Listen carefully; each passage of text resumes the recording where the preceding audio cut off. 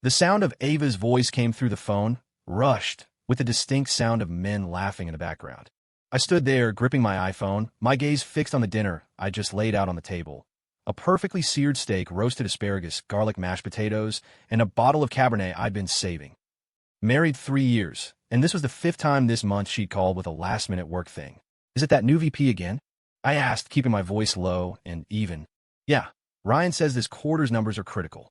The whole core team has to stay and hammer out the strategy." Just as she finished, another man's voice cut in, closer to her phone. "Ava, we're heading to the conference room." My hand tightened around the phone. I recognized that voice. I'd met him at her company's holiday party. Ryan, 28, Wharton MBA, handsome in that slick, overconfident way. "All right, just take care of yourself," I said, forcing a neutral tone. After we hung up, I stared at the beautiful meal I'd prepared and felt my appetite vanish. I picked up my phone and scrolled through her Instagram. Her latest post was from yesterday. "Life is all about celebrating the little moments. So grateful for all the beauty in my life." The picture was of a huge bouquet of expensive white roses. I never bought her white roses. She always said she didn't like flowers, that they were a waste of money. At 11, I was lying in bed, scrolling aimlessly, when I heard the front door click open.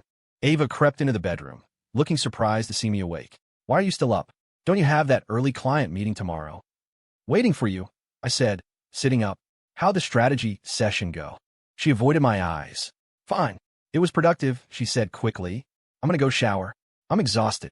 As the water started running in the bathroom, I noticed her purse tossed carelessly on a chair, the zipper partly open. A small, elegant box was peeking out. Godiva. I recognized the gold packaging. A box that size ran close to $50. When she came out of the bathroom, I was lying down again, pretending to be on my phone. She slipped into bed, her back to me. "Ava, is something going on with you lately? You seem off." Her body tensed. She rolled over to face me. "Off? What are you talking about?" "I'm fine. You just seem like you have a lot on your mind." She stared at me for a few seconds, then forced a laugh. "Ethan, are you overthinking things? What could possibly be on my mind?" "It's just work. It's been crazy busy." Her smile didn't reach her eyes, which darted away from mine. The next morning, I deliberately got up 10 minutes late. Ava had already left, but she'd forgotten the box of chocolates. I picked it up and examined it. Tucked under the ribbon was a small, handwritten card. "Thanks for all your hard work. Looking forward to an even more successful partnership." The handwriting was sharp and angular, clearly a man's. I took a picture of it, then put the box back where I'd found it. At the office, I sat through a planning meeting, my mind a million miles away. My assistant, Jake, leaned over. "Mr. Cole, you seem a little out of it today." "I'm fine. Continue with the proposal." After the meeting, I went back to my office and sent Ava a text. "You forgot your chocolates. Wanted to swing by and drop them off." She replied instantly. "What chocolates?" "The Godiva box from your purse." 5 minutes passed before she wrote back. "Oh, right. A client gave them to the team. You can have them. I'm not a big fan of sweets." I stared at the message, a cold knot forming in my stomach. She used to love chocolate. Our fridge always had a bar of dark chocolate with sea salt waiting for her. Now she wasn't a fan of sweets? That afternoon, I left work early. As I drove past her office building downtown, some dark impulse made me pull over. I just want to see if she was really working late. After half an hour, I saw her walk out of the lobby, but she wasn't alone. Ryan, the VP, was beside her, and they were laughing as they walked toward the parking garage. He drove a white BMW, and she slid right into the passenger seat. My heart sank into my shoes.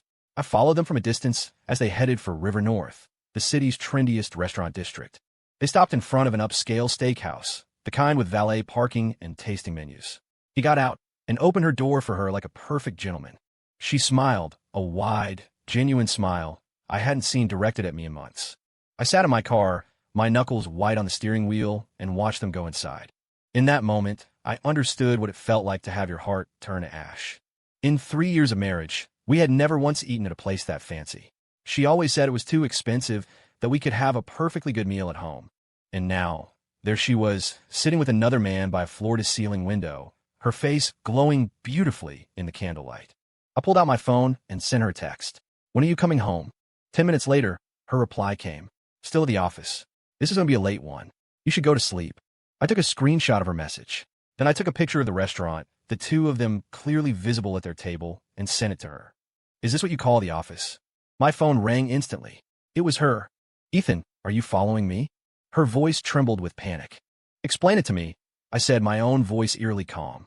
The silence on the other end of the line stretched on for so long, I thought she'd hung up. We were just talking about work.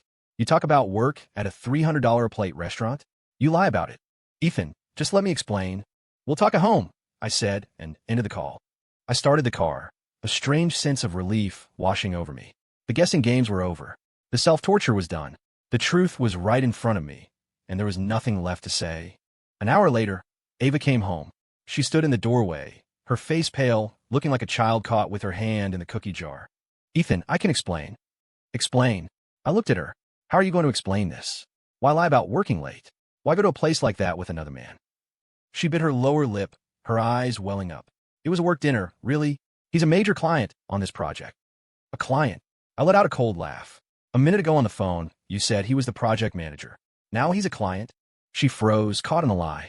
I misspoke. He's the client, but he's also involved in managing the project. Ava, stop, I said, rubbing my temples wearily. We're adults. Let's not insult each other with these pathetic lies. Suddenly, she sank to the floor, grabbing my legs. Ethan, please listen to me. I swear I didn't cheat on you. Tonight was the first time we've ever gone out, and it was strictly for work. Seeing her like that sent a shard of pain through me, but it was quickly overwhelmed by disappointment. The first time, I said slowly, what about the other times you worked late this month? Were those with him too? Her eyes flickered away. She didn't answer. I gently pushed her hands off me. Get up. The floor is cold. Ethan, please believe me. You're the only one I love, she cried, tears streaming down her face. It hurt to see her cry, but some lines, once crossed, can't be uncrossed. Doubt, once planted, grows like a weed. Ava, tell me, who gave you the chocolates? She wiped her tears. It was a client, I told you, to thank the team for our work. And what did the card say? She visibly flinched. What card? See for yourself. I went and got the box. She opened it, saw the card, and her face went white. This wasn't for me. Not for you? Then how did it end up in your purse? Her mouth opened, but no sound came out. I stood up. I'm tired. Let's just leave it for tonight. We'll talk tomorrow when we're both calm. Ethan, she grabbed my hand. Don't be like this. Can we please just talk this out? I looked her straight in the eye. Then tell me the truth. Are you in love with someone else? Panic flashed in her eyes before she shook her head vehemently. No, I swear, I only love you. But the more she denied it, the less I believed her. When people lie, they always overcompensate. Okay, I nodded. I believe you.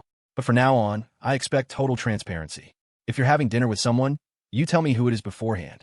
If you're working late, you share your location so I know where you are. She nodded immediately. Okay, I promise. The next day, Ava was a model of transparency. She kissed me before leaving for work, promising to be home on time to make dinner. At noon, she sent me her location from Panera near her office. At 6, another text. Leaving now. At 7, she walked through the door, carrying a bag from our favorite butcher shop with my favorite cut of steak. See? I told you I'd be good, she said, smiling as she kissed my cheek. I managed a weak smile, but a new wave of unease washed over me. Such a sudden, drastic change in behavior usually meant someone was trying to hide something. During dinner, her phone buzzed. She glanced at it, her expression faltering for a split second before she silenced the call. Who was that? I asked casually. Telemarketer, she said without missing a beat. But I'd seen the screen. The caller ID said, Ryan. She had lied. Again. Later, while I was in the shower, I heard the faint chime of a text message from the living room. When I came out, she was on the balcony, whispering into her phone. I couldn't hear everything, but I caught a few distinct words. Can't. He found out. Just wait. She saw me watching her and immediately hung up. Who was that? I asked. My friend Jessica. She wanted me to go shopping with her this weekend. Another lie. I just nodded, not bothering to call her on it. On the third day, she was working late again. This time, she was smart. She sent me her location from the office and even a picture of her desk. But I looked closer at the photo. The digital clock on her computer screen read 3:00 p.m. She had sent the picture at 8:00 p.m. I drove to her office building. The tower was dark. The parking garage was nearly empty. I called her. She claimed she was in a conference room with bad reception and quickly hung up. Sitting in my car in the dark, I felt ridiculous. We were playing a childish game of cat and mouse. She kept lying, and I kept exposing her. But when would the game end? I thought back to when we first got married. She was so clingy, wanting to be with me 24/7. She'd drag me to the grocery store just so she wouldn't have to go alone. Now, she could spend her nights out with another man, weaving a web of lies to cover her tracks. People really do change. At 11, she came home, smelling of wine, her cheeks flushed. She seemed to be in a great mood. Dinner with the team? I asked. Yep. Ryan treated everyone. A little celebration for making progress on the project, she said, shrugging off her coat. Looks like you had a few drinks. Just a little. The atmosphere was just so fun, she said with a bright smile. I'd never seen her smile like that after a dinner with me. Ethan, what's wrong? You don't look so good, she said, walking over to feel my forehead. I flinched away from her touch. I'm fine, just tired. She paused and shrugged it off. Well, you should get some rest. I'm going to take a shower. After she went into the bathroom, I picked up her coat. It smelled faintly of men's cologne, a scent I didn't wear, and her lipstick was smudged. She kissed me in the morning, promising to be home early. At lunch, she'd send her location, proof she was at the office. In the evening, she'd invent another excuse for being late, overtime, team dinners, client meetings. And I fell into a routine of my own. Suspicion, investigation, disappointment. I secretly checked our phone bill and found her call log. She and Ryan spoke at least 3 times a day, with each call lasting over half an hour. I'd casually ask about her work, and her answers were always vague. She couldn't even explain the basics of the project she was supposedly so consumed by. I even went to her company, making up an excuse to chat with the receptionist, who told me they didn't have any major projects going on, and certainly no one new named Ryan in a VP role. Every lie had been exposed, yet all I felt was an overwhelming sense of exhaustion. On Friday night, she said she had to work late again. This time, I didn't follow her. I didn't check her location.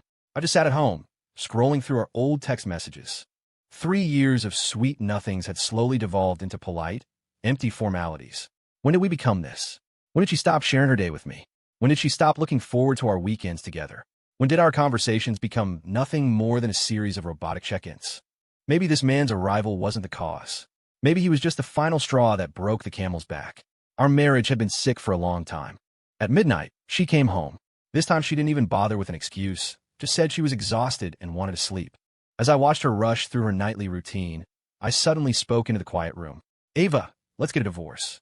The motion of her toothbrush stopped, a fleck of foam on her lip. What? What did you say? I said, let's get a divorce. I repeated, my voice calm and steady. She put her toothbrush down and turned to face me. Ethan, are you joking? I'm not joking. I've thought about this for a long time. We're not right for each other. Why? Is it because of the last few days? I can explain. There's nothing left to explain. I cut her off. Ava, we're both exhausted. Instead of dragging this out and making each other miserable, it's better to just let go. Tears instantly welled in her eyes. Ethan, don't do this. I know I haven't been fair to you lately, but I can change. I promise. Change what? Stop lying? Stop cheating. I didn't cheat, she cried, her voice rising. I swear I didn't. I looked into her eyes. Then what's your relationship with Ryan? She froze.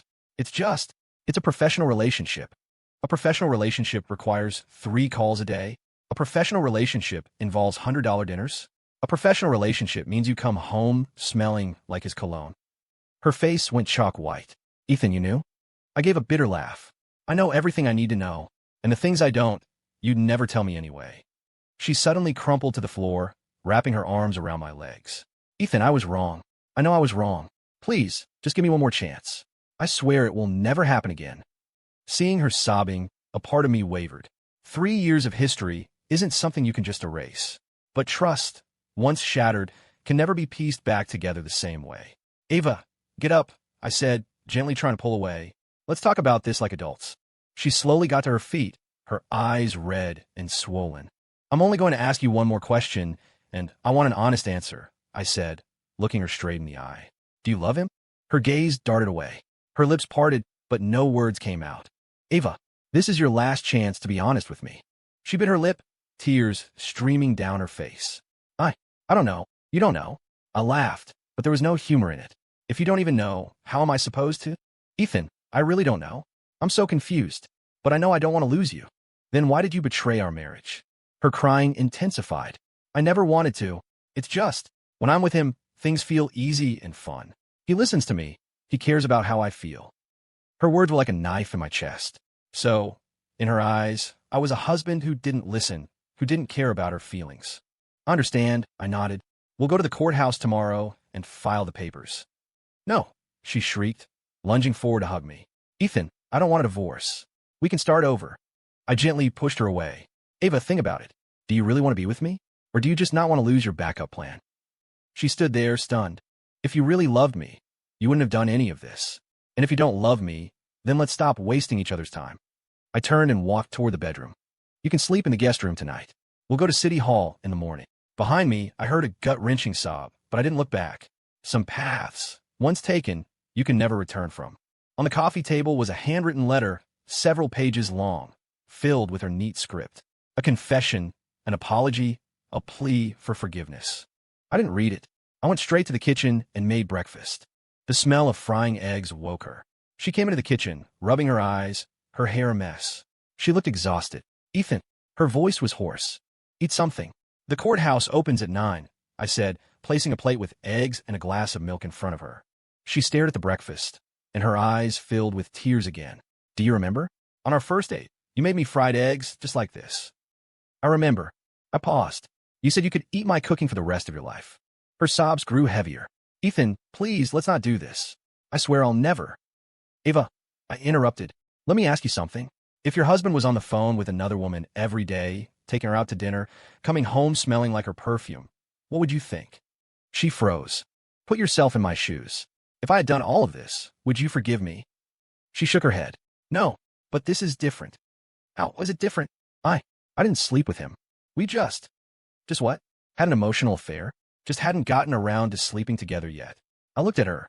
Ava, a betrayal is a betrayal. Stop making excuses. She bit her lip, unable to respond. We finished our breakfast in silence and got ready to leave. In the car, she cried nonstop, trying to take my hand, but I pulled it away. Ethan, are you really not going to give me any chance at all? Ava, if you had told me the truth last night, that you made a mistake, that you were willing to cut off all contact with him and start over, maybe we'd have a shot. I can. I'll call him right now, in front of you. It's too late, I said, shaking my head. Yesterday, you told me you didn't know if you loved him. That one sentence told me everything. I only said that because I was confused. Confused? I gave a bitter laugh. A married woman develops feelings for another man, and you call that being confused? She had no answer. At the county courthouse, the clerk at the counter was friendly until she saw the looks on our faces. Her professional smile tightened. How can I help you two today? We're here to file for divorce, I said. Ava was sniffling beside me. The clerk looked uncomfortable. Have you two considered mediation? That won't be necessary. I pulled out the documents I'd already prepared. We've already made up our minds. The clerk looked at Ava. Ma'am, what about you? Ava shook her head, tears streaming down her face. I don't agree to the divorce. The clerk looked from her to me. Well, in that case, I can't process this today. Under state law, for an uncontested divorce, both parties have to be in agreement. I turned to Ava. Is this really how you want to do this? She wiped her eyes. Ethan, let's just try again, please. I really can change. I gave her a long, hard look, then turned back to the clerk. We'll go home and think about it. The moment we were outside the courthouse, Ava threw her arms around me. Ethan, thank you. I knew you still loved me. Let's go home and talk. I gently pushed her away. Ava, I just didn't want to make a scene in there. My decision hasn't changed. What do you mean? If you won't agree to an uncontested divorce, I'll file a contested one. The color drained from her face. You'd sue me? I have more than enough proof of your infidelity. Any judge would grant it, I said calmly. And when they do, you'll be the party at fault. Her voice trembled. Ethan, how did you get so cold? You were cold first, I replied. The moment you chose to betray this family, you should have known this day would come. I took out my phone and dialed my lawyer's number. Hi, I need to ask about the process for filing a contested divorce. Don't. Ava snatched the phone from my hand. I'll sign. I'll agree to it. She was sobbing so hard she could barely stand. You win, Ethan. I'll sign. Seeing her break down like that wasn't easy, but some things just have to have an ending. We went back inside. This time it went smoothly.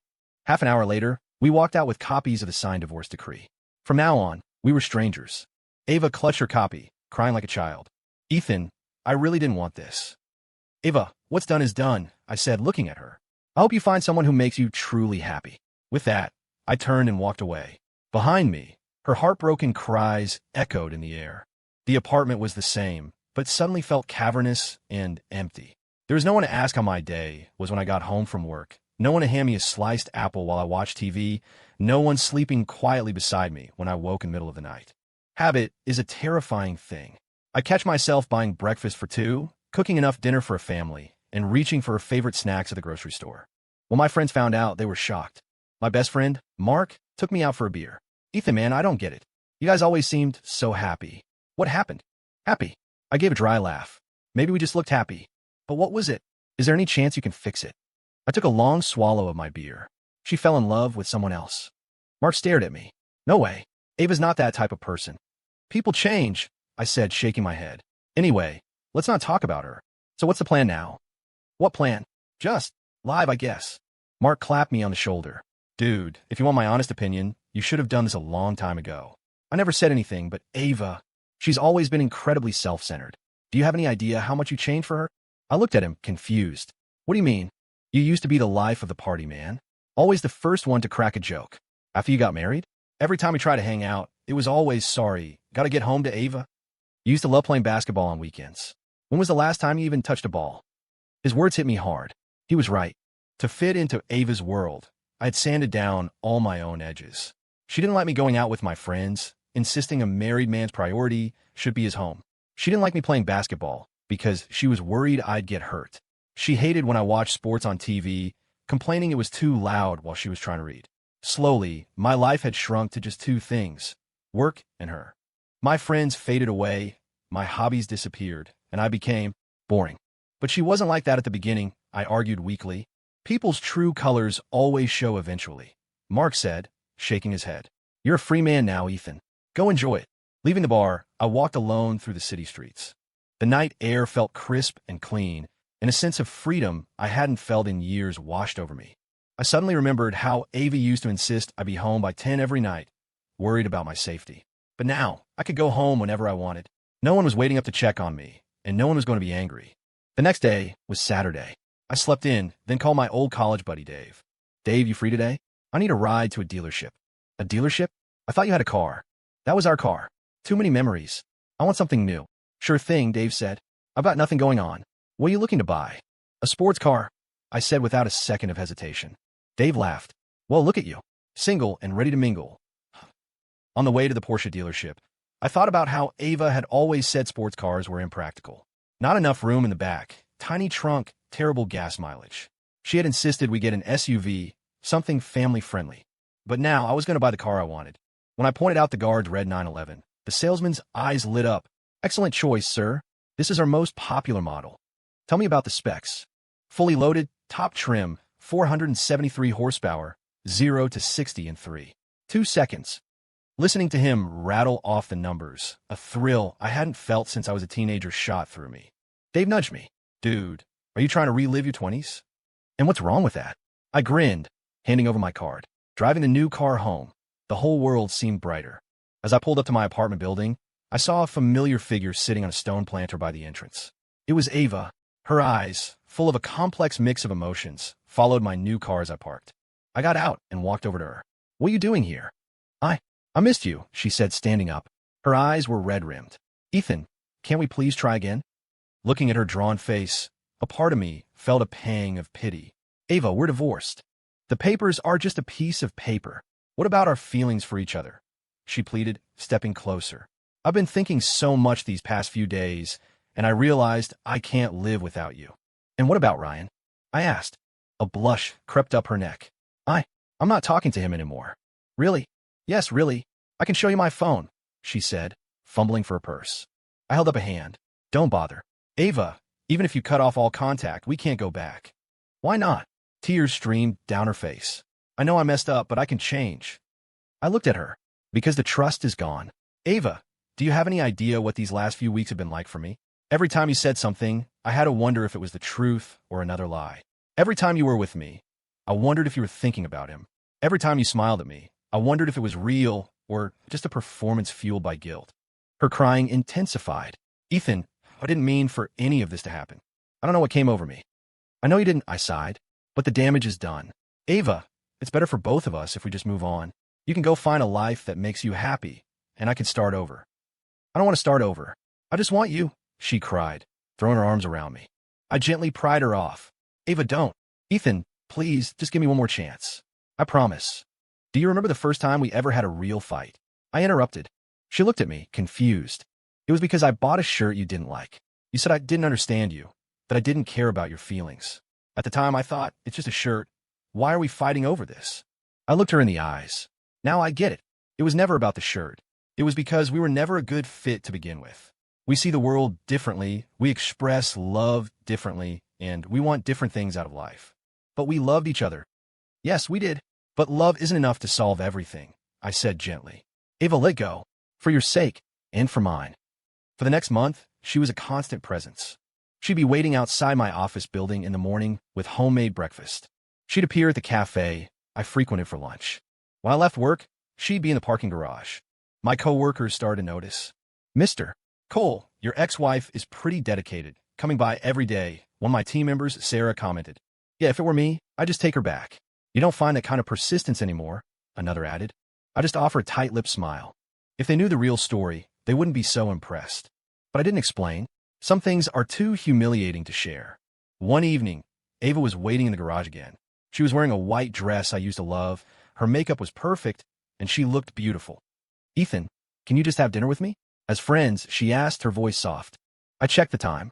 Fine, but just dinner. A smile instantly lit up her face. Okay, I know this new tapas place you'll love. In the car, she chattered away, just like she used to, as if nothing had ever happened between us. You know, Ethan, I walked by that coffee shop where we had our first date, and the owner still remembers us. She asked where you were, and I told her. She trailed off. What did you tell her? I said you were away on a business trip, she admitted, looking embarrassed. I just don't know how to tell people we're divorced. At the restaurant, she ordered all my favorite dishes and made sure to ask the waiter to go easy on the spice, remembering my sensitive stomach. These small gestures tugged at something inside me. She really did know me inside and out. She was trying. You've lost weight, Ethan, she said, her eyes full of concern. Have you not been eating properly? I'm fine, just busy with work. I can start cooking for you again, just like before. Ava, we agreed. Just as friends, I reminded her. She nodded, but her eyes were still full of hope. During the meal, her phone rang. She glanced at the screen, and a flicker of anxiety crossed her face before she declined the call. Who was that? I asked casually. Spam call, she said smoothly, but I had seen the caller ID. Ryan. She was lying. Again, a cold wave washed over me. After a whole month, she was still in contact with him. Ava, didn't you say you cut off all contact? She looked stunned. What? That call. It was from Ryan. The color drained from her face. Ethan, listen, let me explain. No need. I stood up. I've already paid the bill. Enjoy your meal. Ethan, don't go, she cried, following me out of the restaurant. It's not what you think. He keeps trying to see me, but I've been refusing. If you refused, why not just answer the phone? Why lie and say it was a spam call? I was afraid you'd misunderstand. I looked at her and suddenly felt an immense weariness. Ava, do you know what I hate more than anything? What? Lies, I said, shaking my head. We were over the moment you told the first one. The fact that you're still lying tonight proves you haven't changed at all. I have changed. This was just what? A little white lie? Just trying to spare my feelings. I cut her off. Ava, you will never understand how important honesty is. I got in my car and rolled down the window. Don't come looking for me again. We are over. Completely and totally over. In the rearview mirror, I saw her standing on the sidewalk, sobbing. It hurt to see, but some mistakes can't be forgiven. Some relationships can't be saved. On the drive home, my phone buzzed with a text from her. Ethan, I know you're furious right now, but please believe me, I'm not back with him. He is pursuing me, but I keep turning him down. That was the 10th time he's called today, and I've declined every single one. I haven't answered his calls or his texts. I only want you. I only want to start over with you. If you need proof, I'll give you my phone. I'll delete his number in front of you. I'll do anything you want. Ethan, please, don't give up on us. Please? I read the message and tossed my phone onto the passenger seat without replying. Sometimes, the more someone tries to explain, the more pathetic they sound. If she really wanted to cut ties, why not just block his number? Why not change her own? The truth was, she couldn't let go of the feeling of being wanted by two men at once. And with that realization, I was finally completely done with her. I thought I would feel relieved, but my emotions were a tangled mess. I had gotten so used to her constant presence that her sudden absence left a void. Work became my refuge. I took on more projects, burying myself in deadlines and meetings to fill the silence in my life. That weekend, Mark called me to play basketball. I hadn't exercised in ages and was completely out of shape. Dude, your stamina is shot. Mark teased as he easily dribbled past me. You need to get back in the game. Tell me about it. I gasped, bending over to catch my breath.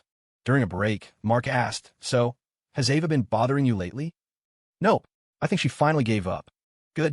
It's time for you to start a new chapter," he said, tossing me a bottle of water. "Want me to set you up with someone? I know a few great women." I shook my head. "Not yet. I'm not really in the headspace to date right now. Being alone is fine." "Don't be like that. You're only 32, man. You can't let one bad apple spoil the whole bunch." His words stuck with me. He was right. I couldn't let one failed marriage poison my view of all relationships. But right now, I just didn't have the energy to start over. When I got home, I found a beautifully wrapped box sitting by my door. A small note was attached. "Ethan, I made you a cake. It's your birthday today. Even though we're not together anymore, I wanted to wish you a happy birthday. I hope you find happiness. Ava." I froze. It was my birthday. For the past few years, she was the one who always remembered, who always made a fuss. This year, I had completely forgotten. I opened the box. Inside was a small chocolate cake with "Happy Birthday" written in slightly crooked icing. I could tell she'd made it herself. I took the cake inside and sat on the sofa, a storm of emotions brewing inside me. No matter what had happened, she had remembered my birthday and baked me a cake. The gesture touched me. I picked up my phone, wanted to text her a simple "thank you," but I typed and deleted the words several times. It was better this way. If we were truly done, there should be no more contact. I took a bite of the cake. It tasted exactly as I remembered. She had always been a good baker. It was one of the first things that had attracted me to her. When we were first dating, she would bring me different homemade treats every day. Her skills weren't perfect back then, but the effort she put in won me over. Thinking back, maybe she really did love me and just lost her way. But love requires more than just affection. It requires loyalty, trust, and commitment. And those were things she couldn't give me. The next day at work, my assistant, Jake, came to my desk looking conspiratorial. "Mr. Cole, a woman came looking for you yesterday." "What woman?" "A very beautiful woman. Said she was a friend of yours. She waited in the lobby for you all afternoon until I told her you were out of town." "Did she leave a name or number?" "No, but she left this for you." Jake handed me a small, flat box. I opened it. Inside was a deep blue silk tie, clearly expensive. Another note was tucked inside. "Hoping you'll think of me when you're conquering the world." It had to be Ava. I put the box away. "Jake, from now on, if anyone comes looking for me, regardless of who it is, just tell them I'm not available." "Got it, Mr. Cole." Later that afternoon, during a board meeting, I subconsciously touched my neck and realized I was wearing an old tie, the fabric starting to pill. For a moment, I considered wearing the new one. I went to the restroom and tried it on. It did look sharper, more professional. But wearing something from her felt wrong, like I was stepping back into that world of lies and deceit. After the meeting, I changed back into my old tie. Some gifts you just can't accept. That night, I took the new tie and buried it in the back of my closet. Not because I didn't like it, but because I couldn't bear the weight of it. Every gift from an ex is a vessel for memory. You either keep them all or throw them all away. You can't live in between. I chose to throw them away. I met her at a friend's party. She was a friend of Mark's girlfriend, a graphic designer named Claire who was quiet, but had an air of elegance about her. "Ethan, come meet someone," Mark said, excitedly pulling me over. "Claire, this is my friend I was telling you about, Ethan Cole." Claire smiled and extended a hand. "Hi, nice to meet you." "You too." I shook her hand. It was soft and warm. We ended up talking for most of the party and discovered we had a lot in common. She loved to read, travel, and lived a quiet, simple life, all things that resonated with me. Most importantly, talking to her was effortless. There was no pressure, no need to second-guess what she was thinking. As the party wound down, she asked for my number. "We should go see a movie sometime if you're free." "I'd like that," I said with a genuine smile. On the way home, I got a text from her. "I had a really nice time talking to you tonight. You're a very interesting person." "Me too," I replied. "Your job sounds fascinating. I could show you my studio sometime." "I'd love that." Talking with Claire felt natural. There were no games, no carefully crafted flirtatious lines, just two people getting to know each other. It was a feeling I hadn't experienced in a very long time. The next day, Claire texted and asked if I wanted to see a movie that weekend. I agreed without hesitation. On the day of our date, she showed up in a simple white t-shirt and jeans, looking fresh and comfortable. We saw a new thriller, and the 2.5 hours flew by. Afterward, we went to a nearby coffee shop. "What did you think of the movie?" she asked. The ending was a surprise, but the plot held together, I said. "You? I love movies that make you think. It's so satisfying when it all comes together," she smiled. "Unlike some people who only watch rom-coms." We talked for hours, moving from movies to our jobs to our philosophies on life. I learned that she was a fiercely independent woman with her own ambitions and dreams. She didn't rely on anyone else, nor did she expect anyone to change for her. On the drive to her apartment, she suddenly asked, "Were you married before?" I was taken aback for a second. "Yeah, but it's over now. Do you mind if I ask why?" "It's okay if you don't want to talk about it." I thought for a moment. We just weren't compatible. Our values didn't line up. She nodded. "I get that. I had a bad breakup a few years ago.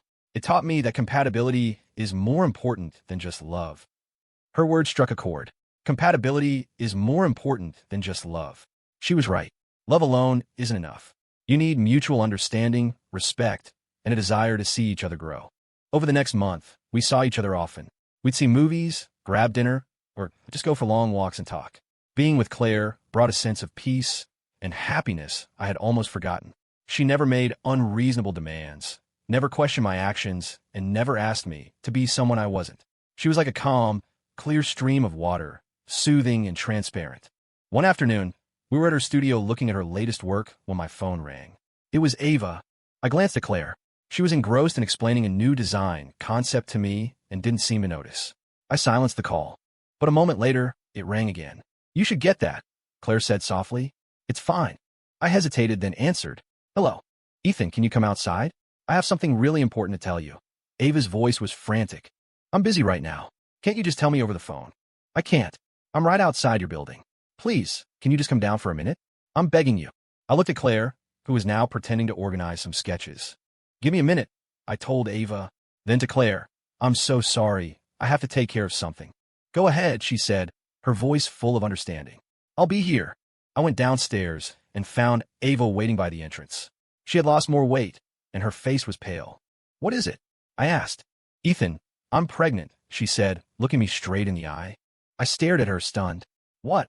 "I'm pregnant, and it's your baby," she said, her eyes filling with tears. That night last month, when we saw each other, my mind flashed back to my birthday. She had shown up drunk and crying, telling me how much she missed me. My defenses were down, and I'd let her in. "Are you sure it's mine?" The words were out of my mouth before I could stop them. The color drained from her face. "Ethan, how could you say that? I haven't been with anyone else." "Not even Ryan?" She bit her lip. "Nothing ever happened between us. This baby is yours." I studied her face, trying to find a flicker of deceit. "Have you been to a doctor?" "Yes. I'm 6 weeks along." She pulled a folded piece of paper from her purse. It was an ultrasound confirmation from a clinic. I looked at the date. The timing was right. "Ethan, let's get back together." "For the baby," she pleaded, grabbing my hand. "I promise I'll never make the same mistakes again. We can start over, be a real family." I looked at her, my mind a chaotic whirl of emotions. A child was innocent in all of this, but our relationship was broken beyond repair. "Ava, I will take full responsibility for the child, but we can't get back together." Her face fell. "What does that mean?" "When the baby is born, I will be a father to it. I will provide for it, and I will pay you child support. But you and I are over." "Ethan, you can't do this. This is our child," she started to cry. "You can't let our baby be born into a broken home." I looked at her, my own heart aching. But some things can't be forced. "Ava, our problems are bigger than a baby can solve. Even if we got back together for the child's sake, we wouldn't be happy. But you need to think about what you want to do. If you decide to have the baby, I will be there every step of the way. If you don't, I will support that decision too." With that, I turned and went back upstairs, leaving her sobbing on the sidewalk. "Everything okay?" Claire asked as I walked back into the studio. "Yeah." I nodded, not knowing what else to say. Claire could read my expression. "If something's wrong, you can talk to me about it. I might not be able to help, but I can listen." I hesitated, then told her everything. My marriage to Ava, her affair, the divorce, and now the pregnancy. When I finished, Claire was silent for a long time. "What are you going to do?" she finally asked. "I'll support the child, but I'm not getting back together with her," I said. "Claire, I know this is a lot. If you can't deal with it, I need some time to think," she interrupted gently. "This is a very complicated situation." I nodded. "I understand." For the next few days, Claire didn't call or text. I gave her space, knowing she needed time to process everything. Ava, on the other hand, texted me daily, giving me updates on her health and asking if I'd made a decision. "Ethan, I went to the doctor. She said the baby is healthy. I'm starting to get morning sickness. It's awful. Can you come with me to my next appointment? I'm so scared to do this alone, Ethan. Can you please come home?" Reading her messages filled me with a heavy sense of obligation. She was carrying my child. I couldn't just abandon her. I texted her back. Let me know if you need anything, but getting back together is not an option. She replied instantly. Ethan, how can you be so cruel? This is our baby. I told you. I will take responsibility. But our marriage is over. If you don't get back together with me, I'm getting an abortion. I stared at the text, frozen. She was using our child to threaten me. I called her immediately. Ava, calm down. I won't calm down, she sobbed into the phone. Ethan, I'm not going to be a single mother. I want our child to have a family. Ava, what you're doing isn't fair to the baby. Then get back together with me. Just promise you'll come back, and I'll do whatever you want. I took a deep breath. Ava, just give me some time to think, okay? Really? You'll think about it. Her voice immediately brightened. I'll think about how to handle this, I said, not giving her a direct answer. After hanging up, I just sat in my office, staring into space. This was getting more and more complicated. That evening, I got a text from Claire. Can we talk? Of course, I replied instantly. Where are you? The coffee shop near my apartment. I drove there immediately. She was already sitting at a table by the window with 2 cups of coffee. So how have you been? I asked, sitting down. I've done a lot of thinking, she said, looking at me directly. Ethan, I think you're a good man, a responsible one. A lot of guys would have just run away. I didn't say anything, waiting for her to continue. But I can't be a part of this. I want a relationship that's simple and pure, without all this baggage and drama. I nodded slowly. I understand. I'm sorry, she said, her eyes looking a little misty. I really like being with you, but you have nothing to be sorry for, I said, reaching across the table to briefly touch her hand. I'm the one who's sorry for dragging you into my mess. Can we still be friends? She asked. Of course, I managed a small smile. You're a wonderful person, Claire. You'll find the right guy. After dropping her off, I sat in my car for a long time. I understood her choice, and I respected it. Not everyone is built to handle that kind of drama. But losing her hurt. After so long, I had finally found someone who felt right, only to have my past ruin it. When I got home, I found Ava sitting on the steps to my building. Why are you here again? I asked. Ethan, we need to talk, she said, getting up. I've been thinking a lot, and there's something I need to say. I unlocked the door and let her in. Go on. I know I did a lot of things wrong, and I know you don't trust me anymore, she said, perching on the edge of the sofa. But I'm asking you to give me one more chance. For our child. Ava, a baby can't fix our problems. I can change, she insisted, her eyes pleading. I will agree to any conditions you set, as long as you're willing to start over with me. What kind of conditions? I'll quit my job and be a stay-at-home mom. I'll cut off contact with every man I know. You can have my phone, check it whenever you want. I'll do anything you ask. Seeing her so desperate and humbled made my stomach turn. Ava, that's not what a relationship is. If it has to be held together by rules and conditions, it isn't a relationship at all. Then tell me what to do, she cried. How can I make you forgive me? Ethan, I know I was wrong, and I can't lose you. Watching her break down, thinking of the child growing inside her, my resolve began to crumble. Ava, I need time, I said finally. This isn't a simple decision. You'll really think about it? She asked, looking up at me. I will think about it seriously, I nodded. A smile broke through her tears. Thank you, Ethan. I knew you still loved me. As she celebrated, a heavy weight settled in my chest. Could I really take her back? Could I ever truly trust her again? My head told me getting back together with Ava was a terrible idea. Her betrayal had shattered the foundation of our marriage. Forcing a relationship for a child's sake was a recipe for misery. But my heart told me a child deserved a complete family, and as a father, it was my duty to provide that. Ava, for her part, was doing everything she could to prove she had changed. She quit her job to focus on her pregnancy. She gave me her phone passwords and told me to check her messages whenever I wanted. She deleted every male contact from her phone, including Ryan.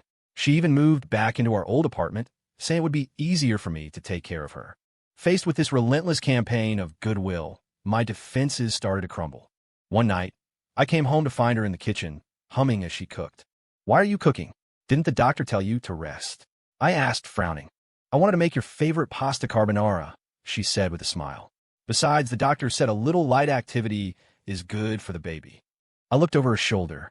The sauce was simmering, the pancetta was perfectly crispy. The whole kitchen smelled incredible. Go wash up. Dinner's almost ready, she urged. At the table, she kept putting food on my plate, just like she used to. Ethan, try the soup. I simmered it for hours. And the salad is really fresh. You should have more. Watching her fuss over me, I felt a strange sense of déjà vu, as if we had traveled back in time to the early days of our marriage. Ava, you don't have to do all this, I said. I want to, she said, her eyes soft. Ethan, I want to start over with you. I want to be your wife again. I was silent for a moment. Are you sure you've thought this through? Do you know what getting back with me means? It means I have to be a good wife and a good mother. It means I have to be loyal to this family and loyal to you, she said with utter seriousness. Ethan, I've thought it all through. You're the only person I want to be with for the rest of my life. Looking into her sincere eyes, my heart finally gave in. All right, I nodded. Let's start over. She let out a whoop of joy and threw her arms around me. Ethan, I love you. I promise I'll be the best wife ever. Holding her trembling body, I felt a mix of hope and trepidation. I hoped, this time, we would both learn to cherish what we had. For the first 2 months, life was surprisingly peaceful. Ava focused on her pregnancy, and I focused on work, saving up for the baby. She became incredibly docile, never questioning where I was or making unreasonable demands. She'd have a hot meal ready for me when I got home from work, give me a massage when I was tired, and just sit with me in companionable silence when I was stressed. We even set up the nursery together, buying tiny clothes and toys. Looking at all the little things, I felt a genuine excitement for the new life we were about to welcome. But the peace was shattered one night. I had to work late and didn't get home until almost midnight. I found Ava on the phone, whispering. I only caught a few words. Don't contact me anymore. I'm happy now. She saw me and quickly hung up. Who was that? I asked. Spam call, she said smoothly, but her phone screen was still lit up. The caller ID read, Ryan. My heart plummeted. Ava, didn't you say you deleted his number? Her face went pale. I did, but he got a new number and added me again. Then why didn't you block him? Why did you answer his call? I just want to tell him once and for all to leave me alone, so I answered to reject him for good. Her voice got quieter and quieter. I looked at her and felt a profound sense of exhaustion. More lies, more deceit. She would never change. You know, Ava, I said calmly, I gave you my trust one last time, and you still chose to lie. Ethan, I'm not lying. I really was telling him to back off, she pleaded. Were you? Then let me see your text history. She hesitated, then handed me the phone. I opened her messages and saw they had been in contact multiple times over the last 2 weeks. The messages weren't overtly romantic, but they certainly weren't the firm rejection she had described. Ryan, hey Ava, how have you been? Ava, I'm okay. You? Ryan, I miss you. When can we see each other? Ava, I'm not really free these days. Ryan, just for coffee. To catch up. Ava, we'll see. After reading the messages, my heart turned to stone. This is what you call a firm rejection. I asked, handing the phone back to her. She stared at the screen, her face ashen. Ethan, I just didn't want to hurt his feelings. You didn't want to hurt his feelings? Did you ever stop to think that you might be hurting me? I shook my head. You will never change, Ava. There will always be someone else whose feelings are more important than mine. No, Ethan, listen to me. I don't need any more explanations, I said, standing up. Let's get a divorce. And this time, it's for real. Are you crazy? I'm carrying your child, she shrieked, grabbing my arm. I will take care of the child. But this marriage is over, I said, pulling my arm free. Ava, I gave you a chance. You're the one who threw it away. Ethan, please. I swear I'll change this time. She fell to her knees, clinging to my legs. Seeing her cry, thinking of the baby in her belly, was agonizing. But some mistakes can't be made over and over. Some people never change. Ava, let go, I said, gently pushing her away. For your own good, and for mine. We are not right for each other. We never will be. With that, I walked out the door without looking back. I could hear her heart-wrenching sobs behind me, but I didn't stop. This time, it was really over. 6 months later, our son was born. Looking at his tiny, wrinkled face, I felt a wave of tenderness I had never known. Though Ava and I were not together, I would be a good father. I would give him the best education, all of my time, and all of my love. As for my own love life, maybe it will happen again someday, maybe it won't. But I'm no longer in a hurry. Life on my own, it turns out, is pretty good.